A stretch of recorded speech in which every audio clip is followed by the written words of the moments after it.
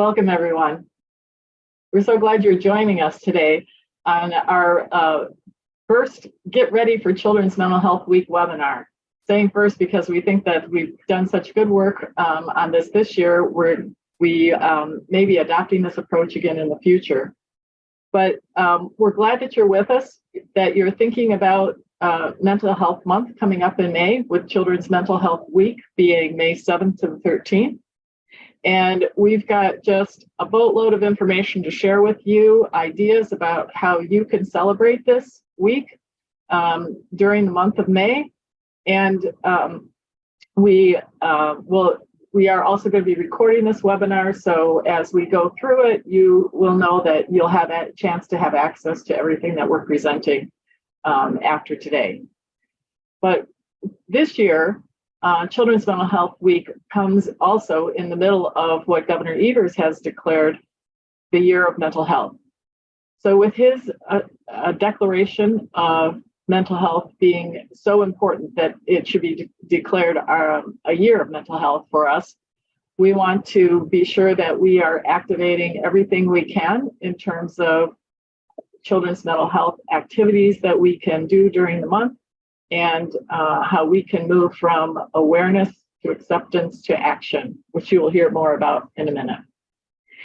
I want to, first of all, thank Andrea Turtenwald, who is our OCMH Children Family Coordinator. And as Family Relations Coordinator, she does a lot of things for us, but I think that you will see that she has really gone above and beyond in preparing us for Children's Mental Health Week. And with that, I will turn it over to Andrea to guide us through the webinar. Awesome. Thank you, Linda, and good afternoon, everybody. So our goal for this webinar is just to provide some talking points about mental health for communities and schools and organizations and policymakers and families. And I'm loving the applause. Thank you, friends. But we're also looking to highlight some graphics that you can use on social media, and really just at the end of the day, trying to inspire your efforts for Children's Mental Health Week 2023. So that's really our goals here today. So first of all, just so we have the logistics down, Children's Mental Health Week 2023 is the May 7th through May 13th. That is different than it has been in the past. In the past years, it's been the first week of May. So just making that crystal clear for folks. And really, you know, for many years, we've been thinking about Children's Mental Health Week as like an awareness effort only. And to be more in alignment with other national organizations, our theme this year is moving from awareness to acceptance to action. So really trying to underscore that we can't just stop at awareness. We have to be accepting of mental health, and we also need to be taking action steps to make sure that families and kids in Wisconsin especially are living their best lives. The other logistics, just to draw your attention to, as Linda had mentioned, May is Mental Health Month as a whole. So you can think about any of the materials that we're sharing here today, you could share throughout the month of May, just kind of rebrand it as Mental Health Month. Thursday, May 11th is Children's Mental Health Day. So again, if you are planning any kind of special activities, that day could be a call out. And then lastly, May 18th, excuse me, is Mental Health Action Day. So that's another kind of national effort that you could hop onto when you're thinking about social media, you're thinking about in-person events. Mental Health Action Day is May 18th. So you will see that on our website, we're going to have all kinds of resources for you for this week of children's mental health. We'll get into more of this in a little bit, and Karen will be sharing in the chat that link to our landing page. But just wanted you to see this is kind of the tangible stuff we're going to get into this afternoon. And then specifically, we want to think a little more about grounding our messages. So I'm going to move us in here to thinking about, first of all, at that awareness level, what's the kind of language we should all be saying? How are we thinking about mental health and mental wellness? So just to get us grounded, in 2021, we had young people attend a youth listening session, and this was verbatim their words on how they define mental health. And really, you know, sometimes our office will say it's how you think and feel about yourself. There's all kinds of different definitions. And honestly, I don't know that we have to have a ironclad, this is the one definition. We want to be accepting and recognize that there's lots of different ways that people can interpret mental health. And just as we're thinking about that, again, the year of mental health that Governor Evers has declared is largely informed by the data. And our messaging, we're not necessarily trying to go all in and say, here's all the data, but we do think these couple of statistics are really important to kind of ground the conversation. So if you haven't seen this already, you should know that 1 in 2 teens in Wisconsin is feeling anxious. 1 in 3 are feeling sad or hopeless, and 1 in 4 girls specifically are seriously considering suicide. So for our efforts this year, we're not necessarily trying to go all in on the data, but this is important for us to kind of couch the conversation. Really, one of our big messages we're trying to get out this year is that mental health is not mental illness. And just again, from that awareness level, we want to make sure as community level advocates, we're all speaking in a similar way. And so just to be explicit, that we're speaking more broadly about mental health and that everyone has mental health. We're talking about it universally, not specifically people with diagnosed conditions. And the reality is that feelings of anxiety or hopelessness are something that all people experience at different times in their lives. And if those thoughts or feelings are interrupting their daily life to live as fully as they'd like to, that's a signal that perhaps some additional coping skills are needed or additional support is needed. So just to be broad here, that we're talking about health in general, not mental illness. And I think the other kind of reframing that we're hoping to do for this year is, as best as we can, continue to shift the conversation towards mental wellness.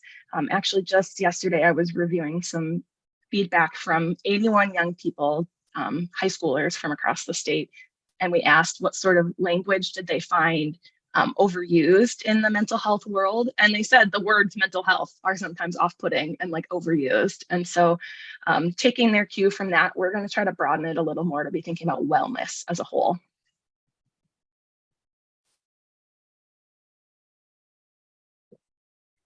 So moving on to the acceptance message of this awareness acceptance action. On an interpersonal level, our messaging should really demonstrate that mental wellness is applicable to everyone. Sometimes it's positive and sometimes it's not so positive, but we all experience mental health in one form or another. We have to understand that, again, we have to invest in it. We have to be taking the time and energy to help ourselves feel our very best. And also, like, we should be making mention that the mind and the body are connected, that movement, sleep, and nutrition are all other important aspects of how our mental health and well-being is going. And a little more on our acceptance method here, like kind of our messaging. When we move towards acceptance rather than just awareness, we can recognize that people are experiencing hardship. They're not doomed forever. That they can learn and practice coping skills, and that they can find different forms of support or treatment that can work for them, and they can start to feel better. So really just trying to make sure we're emphasizing and underscoring our messaging around this, that it's not set in stone, your mental health. And my last little piece here on acceptance is that on an individual level, acceptance is really about the story we tell ourselves. Does that voice inside our head tell us that we can overcome challenges and that it's okay to make mistakes? Or does our internal dialogue make us feel like we don't belong or we aren't valued? So this is really something that we all, even as advocates, should take a little deeper look at and personal reflection.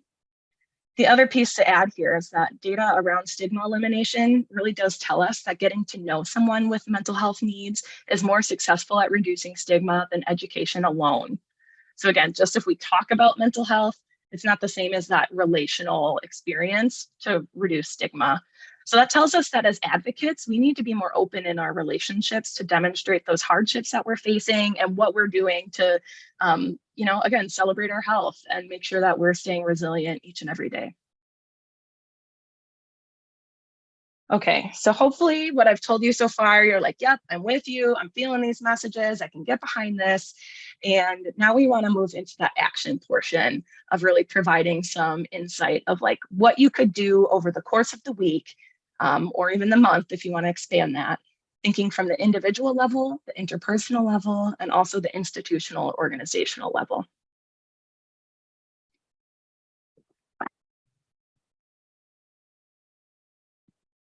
So first things first, we really should be thinking about advocating as individuals in our, again, we're individual advocates in our communities, in our schools, in our workplaces.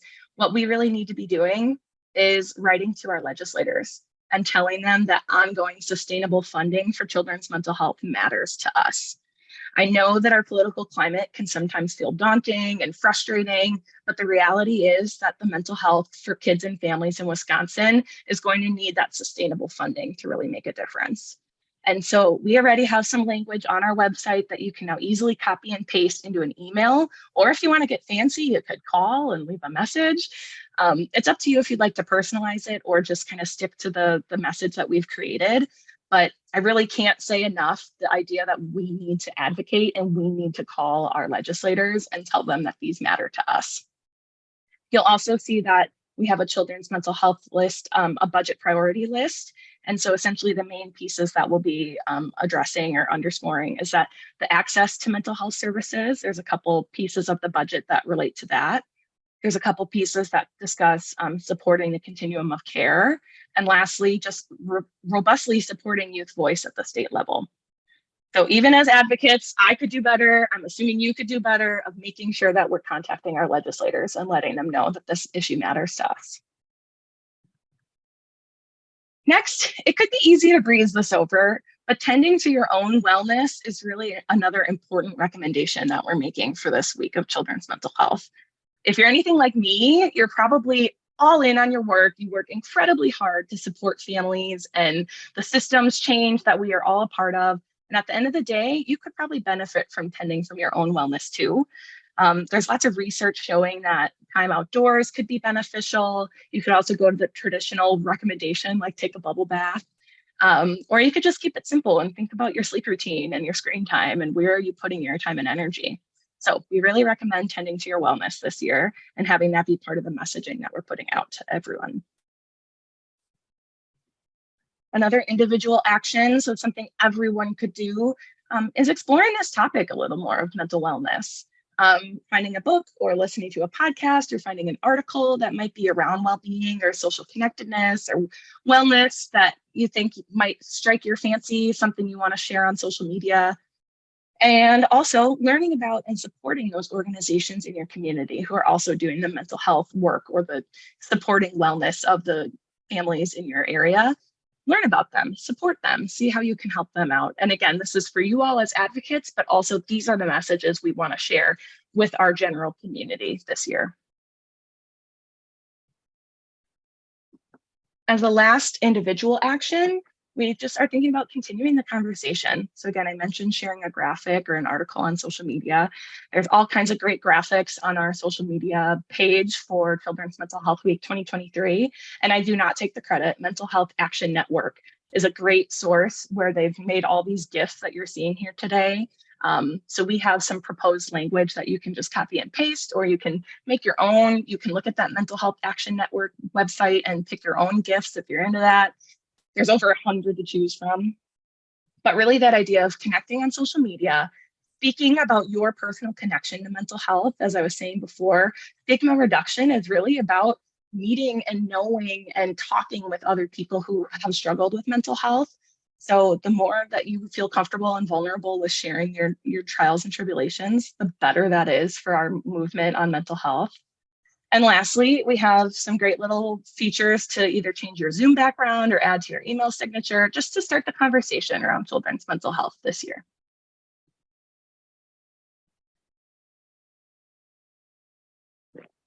So next, our level is interpersonal action. And so again, really big one here that I'm sure most of you as advocates are like, yeah, we know this, is about connecting. But again, this is the messaging we want to get out to families and communities throughout this month or throughout the next week, is the idea of starting a conversation. So making sure you are actively connecting with young people, practicing active listening, making sure we're not talking over, that we're not just saying what we want to say, but we're really listening to what they have to say. that we're affirming and validating using expressions like, I'm glad you're here, or like, thank you for telling me, or I'm here if you need me. And then lastly, to deepen the connection, to really make sure that you're exploring different things outside of, again, if it's work or school, thinking about other unique topics to get into, to start a conversation and to really connect with them. And the other little piece I'll add here is that, again, research has shown us that a 40-second compassionate interaction can decrease anxiety. So it's as simple as like sending a message saying you're thinking about them or offering a hug. These little moments can show that that they feel cared for and connected, and it can help us feel good too. Another piece of what we are promoting for this year's Children's Mental Health Week is about supporting your own wellness. And again, you saw a little bit of that in the individual actions, but from this interpersonal level, we're thinking about it like what a family could do. Again, it's like sticking to routines, fostering those social connections, and volunteering, getting out there, making other relationships happen. Completing a mental health crisis card, if you're not familiar with that, it's essentially a prompt of asking like, what are a few things that you can do to help you calm down, so perhaps you don't start melting and exploding. So that's a great activity to do as a family and really think about what is it that we each need. And then also practicing checking in with the feelings thermometer. There's other tools out there too. If your organization has something else that you want to recommend, go right ahead. But just this idea of recommending to families to take time together and think about wellness as a whole, as a collective unit, and what can they do for that. And so I've already said a lot of like individual and interpersonal actions. We're promoting a 7-day action plan, which again, we challenge you all as advocates to take on, but also this is messaging you can share out in your communities. Really the idea of practicing all of these elements of like making sure we're being accountable, contacting our legislators, exploring the topic of wellness, talking about our own connection to mental health, as well as just prompts for exploring, deepening our relationships with others. And so this is kind of my first pause of saying there's individual and interpersonal things we can do, but also I'm sure the folks and advocates on this call know that there's also institutional, organizational, or systemic changes and actions that need to happen for children's mental health. So that's going to be our next segue here, is going through some different demographics and what they can do around action for children's mental health.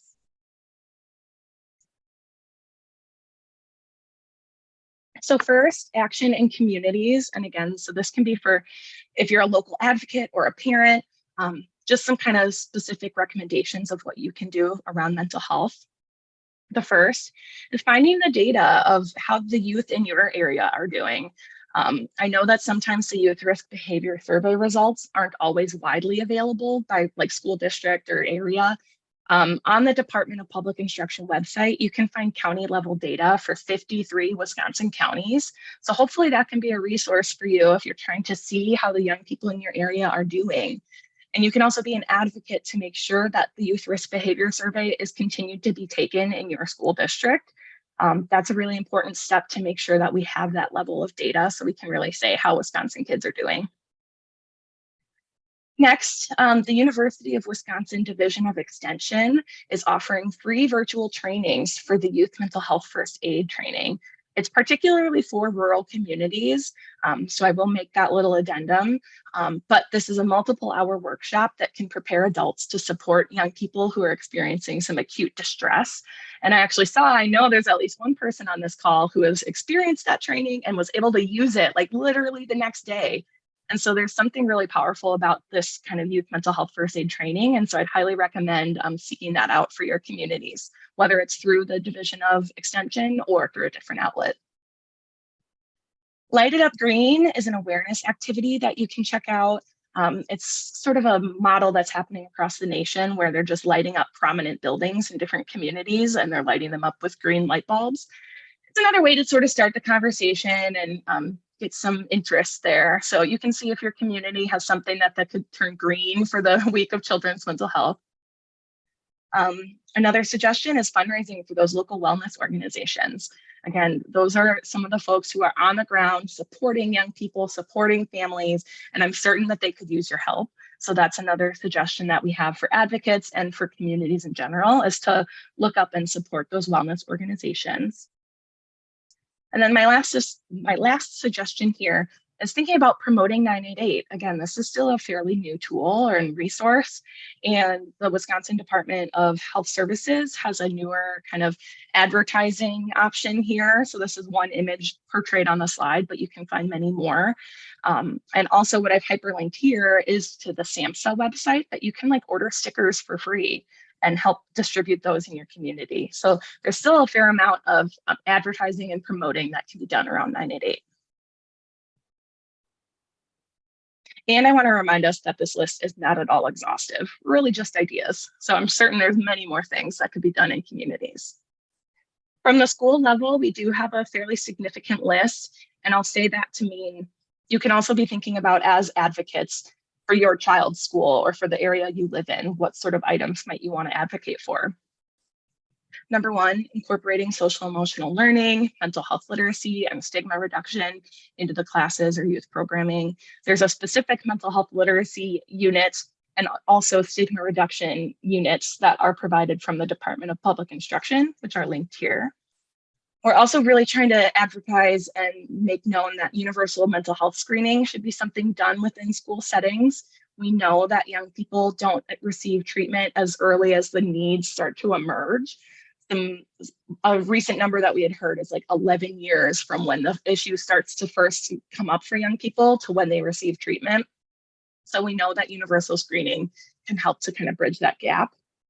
And lastly, the Department of Public Instruction has a school mental health framework, which is really great and something that schools can try to align with to improve mental health and mental wellness as a whole.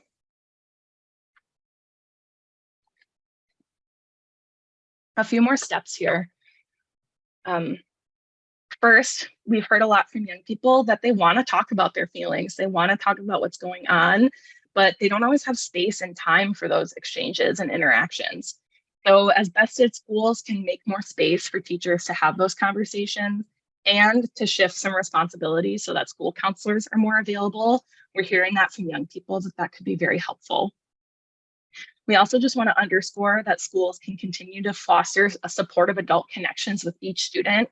We've heard of some schools that like go around and look at every individual student and make sure like who's got a connection to them, some adult in the school building. And lastly, promoting resources available. We have still heard that young people don't know about all the resources that are available in their school or in their community. So the more we can do to let them know, hey, these are the resources, these are the places you can go when you need help, we can keep doing that. And then my last set of recommendations here for action in schools, some more tangible recommendations. For one, reducing academic stress. Again, just did a little informal survey with 81 young people, and school was far and away their number one stressor. So we know that young people are feeling stressed about school. What can we do to help reduce that stress? Number two, starting school later. There's good research that says that mental wellness is better, it's improved when schools start at a later time. So that's another tangible step that can be advocated for in communities. Mental health sick days is a movement happening across the nation and in different schools across Wisconsin to make sure that schools offer that option for young people. That's a great place for some tangible advocacy. Peer-led school-based wellness programs. There's a couple that are prominent in the state of Wisconsin. If your school doesn't have one, start one. See how you can support one. See if you can help to fundraise one. That's a great opportunity to really create some youth leadership, but also some peer support.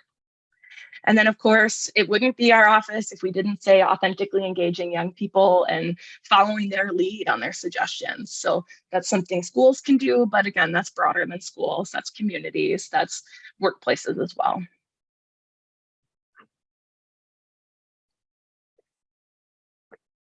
This is a quick other list of tangible recommendations that came from student leaders from those different wellness programs pictured on the slide. Some suggestions that they had were having a health fair where they'd bring in different community partners and opportunities just to, again, explore health and wellness, but also to make a tangible connection to here's the resources in our community. Walk run events, QPR trainings, so that's another like suicide prevention training, more updating and promoting of 988, positive messaging. There's all kinds of directions you could go with this, but these are some of the practical examples that some student leaders are working on this year. So then thinking about from the business and the organizational lens, because again, I'm sure some of you who are on this call are employed by organizations that care about wellness and that care about mental health. So some of the questions are, first of all, like thinking about trauma-informed care, of course, for employees, or excuse me, for the folks who are served, but also for those employees. So thinking about how comfortable is it to speak about mental health at your organization for you as an employee? How are performance issues addressed if they're due to mental health and stress?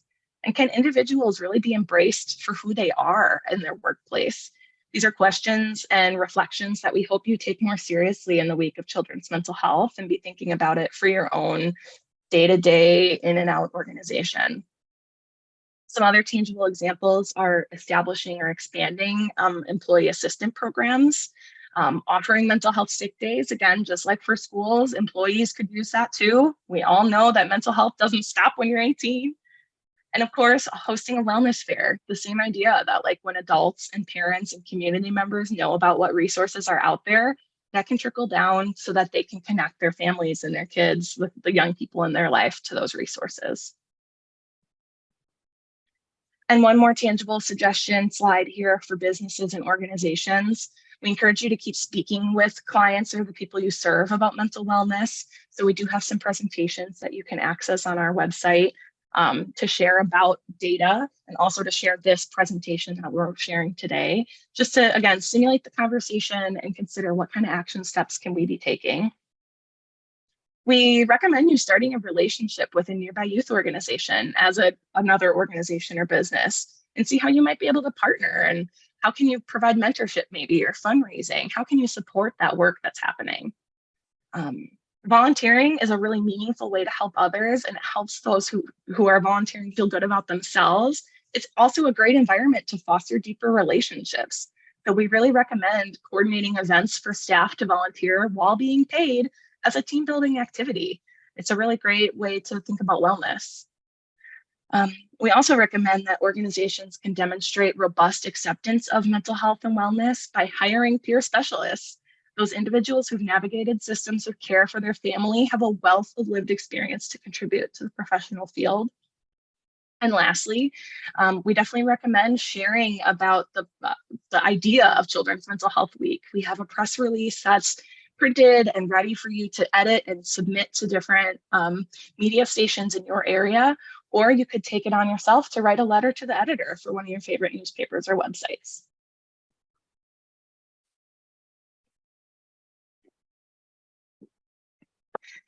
And of course, from the government perspective, if there are any legislators or lawmakers on today, really what we are hoping for action is to take action and support the different children's mental health priorities that are in the budget. And again, that's around accessing mental health services, that's around the continuum of care, making sure that kids who have higher level needs are also cared for, and also so that we're emphasizing and really making a space for youth voice at a state level. So these are some of those tangible action steps we're hoping that government can take. So as we're coming to the end of this section, I just want to say that it's important for us to think about taking advantage of this focus on mental health right now. The year of mental health, there's only 1 year for that. And the idea that now is the time to raise our voice about it and raise the voice of young people and to really advocate for policy and funding at the state level. The time is now, like this is the time. And so we have all kinds of resources on our website. We'll be adding things as the month goes on. If new stuff comes up, like a proclamation, for instance, we'll be adding that once that gets finalized. But we really invite you to click through those action documents, see in your own organization, in your family, in your community, what sort of steps you could be taking and what sort of recommendations do you see that you could promote and say in the spaces that you are within. So we'd also like to hear about what you're doing once you do end up making plans or you take those action steps. I'll be sending out a survey just to kind of collect, how did this webinar feel and how is this format of receiving ideas. And then B, to tell us what kind of good stuff you're doing in your communities, in your family, in your schools. Like, we want to raise that up and celebrate the changes and advocacy that is happening. So with that, I'm going to turn it back to Linda Hall just to kind of close us out here. Thank you so much, Andrea. What a tremendous amount of information and ideas that you have shared with us. I hope that all of you who are listening are really energized, because as Andrea has said several times today, that this is the year, right? It's the demand and the youth mental health crisis is severe, but this is also a time when people are paying attention, and we have the opportunity to get some ongoing stable funding for children's mental health, some expanded funding, and get more services to kids and more treatment to them. So we hope that you found something in this webinar that excites you, that you think, oh, I could do that, and that you're starting your planning right now of things that you can do during the month of May, and especially during Children's Mental Health Week. So I just need to say, make sure that some of what you do relates to the state budget, because this is an important opportunity for us to draw attention to this at the state level. And it's during state budget conversations that really important issues get addressed. And we want to be sure that children's mental health is on the agenda there. So as Andrea said, she's going to be sending out some more information, asking you for what you're thinking about doing. We're hoping to see some of your postings online. Watch for postings from us and for more information and ideas from us throughout the month. And thank you for your attention today, for being a part of this. And we look forward to celebrating Children's Mental Health Month with you.